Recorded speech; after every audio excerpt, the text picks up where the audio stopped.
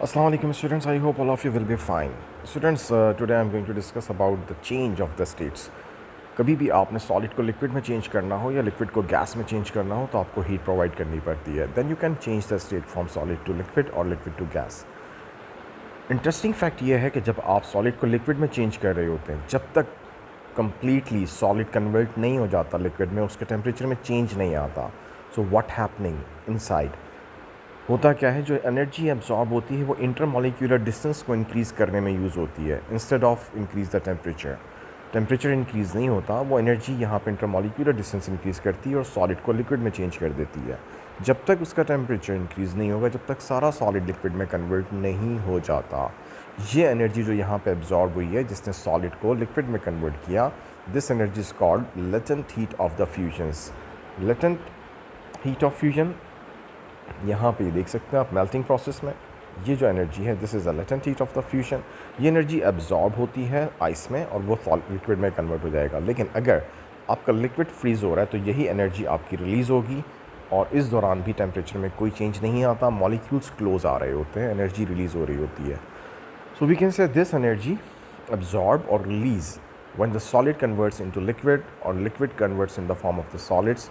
Liquid freeze in the form of the solids is known as the latent heat of fusion. और अगर liquid से आप convert करते हैं किसी चीज़ को गैस फॉर्म में, तो वो जो एनर्जी एब्जॉर्ब होती है, that energy is called latent heat of the fusion. उसको आप latent heat of the fusion कहते हैं.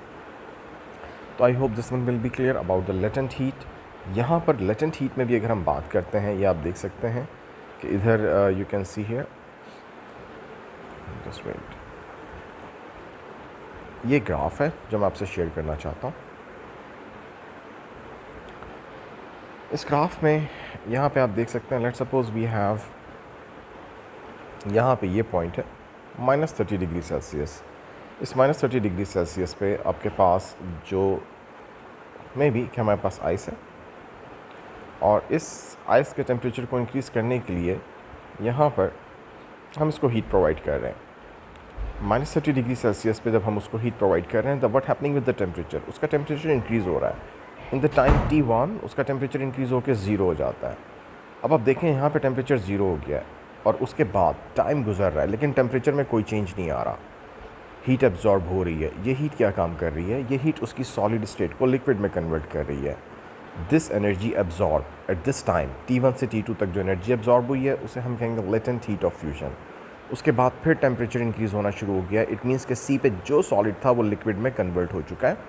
Then the temperature is increases. अब ये वाटर का टेम्परेचर इंक्रीज़ हो रहा है और यहाँ पे आप देखें तो अब वाटर कन्वर्ट होना शुरू हो गया स्टीम में. अगेन आप ऑब्जर्व करेंगे there is no change in the temperature. अब ये देख लें, ये 100 डिग्री है तो टेम्परेचर 100 ही रहेगा. उस वक्त तक 100 रहेगा जब तक सारा लिक्विड गैस में कन्वर्ट नहीं हो जाता और उसके बाद फिर टेम्परेचर में इंक्रीज़ आना शुरू होगा. तो ये जो एनर्जी सॉलिड को लिक्विड में कन्वर्ट करती है, this one is called latent heat of fusion. वो एनर्जी जो लिक्विड को गैस में कन्वर्ट करती है, that energy is called latent heat of the vaporization. ये आप देख सकते हैं, latent heat of the fusion की डेफिनेशन आपके सामने लिखी हुई है. Energy required to change the unit mass of the substance from solid to the liquid state at its melting point without change in the temperature is called its latent heat of the fusion. अगर आप unit mass की बात करें तो इसी latent heat of fusion को हम specific latent heat of the fusion भी कहते हैं. Secondly guys, you can see here, ये आप देख सकते हैं, इसमें ये एक छोटा सा प्रोसेस है जिसमें आपको दिखाया गया कि एनर्जी फाइंड करने के लिए क्या फार्मूला यूज़ किया जाएगा. लेट्स सपोज आपने एक ब्लॉक है जिसको एनर्जी प्रोवाइड की, ये 2 kg ब्लॉक है आइस का और इसको आप एनर्जी प्रोवाइड कर रहे हैं और इसको मेल्ट करने के लिए जो एनर्जी आपने दी, मे बी वो 400 जूल्स एनर्जी आपने सप्लाई की है. आप फाइंड करना चाहते हैं कि इसकी लेटेंट हीट ऑफ फ्यूजन कितनी है.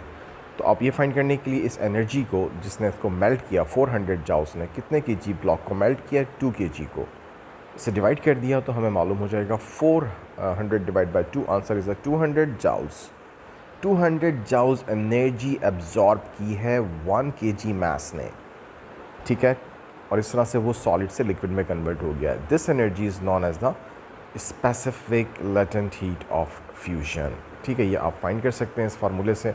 नॉर्मली वाटर के लिए आपकी जो एनर्जी होती है ग्राम्स में दी हुई है, इन्होंने किलोग्राम्स में दी हुई है. 3.36 इंटू 10 टू द पावर 5 काफ़ी ज़्यादा है.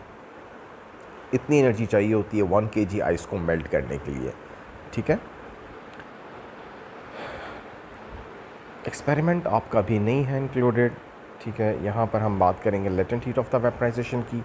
Latent heat of the vaporisation वो एनर्जी है जो लिक्विड स्टेट को गैस में चेंज कर दे, और ये एनर्जी भी अगर आपने कैलकुलेट करनी है तो मिसाल के तौर पे फॉर एग्जांपल अगर आपके पास लिक्विड है, एक कंटेनर है फुल ऑफ द लिक्विड, और इसमें मैं कहता हूँ 2 kg लिक्विड है, और इसको आप कन्वर्ट करना चाह रहे हैं गैस फॉर्म में, स्टीम में कम्प्लीटली। इसके लिए आप इसको कुछ एनर्जी प्रोवाइड कर रहे हैं, मे बी आपने इसको 1000 जाउल्स एनर्जी दी है। तो आप फाइंड करना चाहते हैं कि 1 kg ने कितनी एनर्जी एब्जॉर्ब की है, तो 1000 को आप डिवाइड कर देंगे 2 से, आपको मालूम हो जाएगा 500 joules energy is absorb by 1 kg liquid. ये एनर्जी जो 1 kg ने एब्जॉर्ब की है और वो लिक्विड फॉर्म से गैस फॉर्म में कन्वर्ट हो गया, that energy is called specific latent heat of the vaporization. Definition यहाँ मार्क हुई है, the quantity of the heat that change unit mass of the liquid completely into the gas at its boiling point without any change in its temperature is called latent heat of vaporization।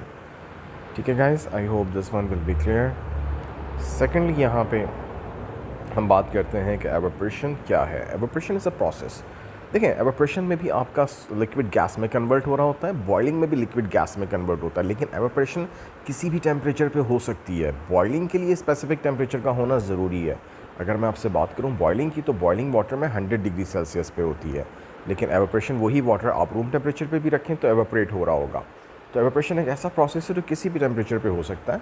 और इसमें क्या होता है ज़रा आप देखिएगा, इसमें ये सरफेस पे मौजूद मॉलिक्यूल्स जो हैं, ये मॉलिक्यूल्स जो आपकी सरफेस पे होते हैं, ये स्केप आउट होना शुरू हो जाते हैं, एनर्जी एब्जॉर्ब करते हैं और ये स्केप आउट होते हैं। ये प्रोसेस जिसमें सरफेस के मॉलिक्यूल स्केप आउट हो रहे होते हैं, that process is called evaporation. Definition आपके सामने मार्क हुई हुई है, आप देख सकते हैं, यू कैन सी हियर।